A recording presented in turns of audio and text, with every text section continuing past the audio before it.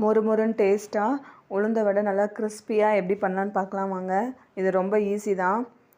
எண்ணெய்லாம் குடிக்காது. இந்த மெத்தடில் பண்ணி பாருங்கள். உளுந்த மாவு கொஞ்சமாக இட்லிக்கு அரைக்கும் போது கொஞ்சமாக எடுத்து வச்சுருக்கேன்.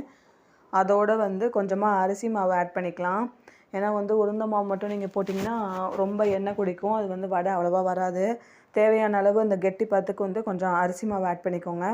அப்புறம் வெங்காயம், பச்சை மிளகாய், கொத்தமல்லி, கருவேப்பிலை போட்டுக்கோங்க. நான் கொத்தமல்லி போட்டுக்கலாம். இது மூணையும் ஆட் பண்ணி கொஞ்சமாக உப்பு ஆட் பண்ணிக்கலாம்.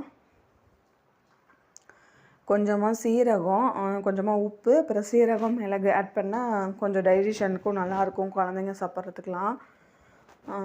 சீரகம், மிளகு நான் ஆட் பண்ணிக்கிட்டேன். அப்புறம் எல்லாம் பெசரி எடுத்துக்கலாம்.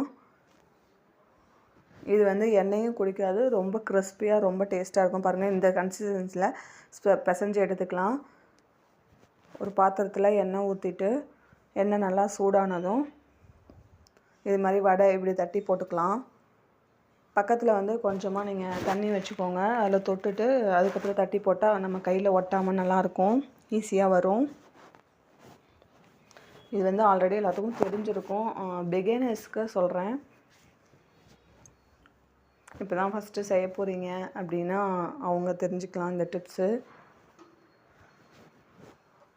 பாருங்கள், எல்லாமே போட்டாச்சு.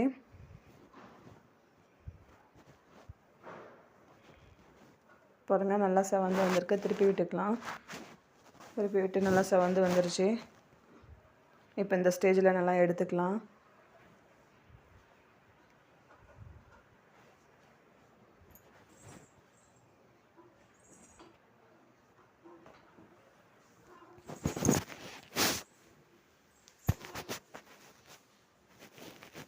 இது அடுத்த எடு போட்டிருக்கேன்.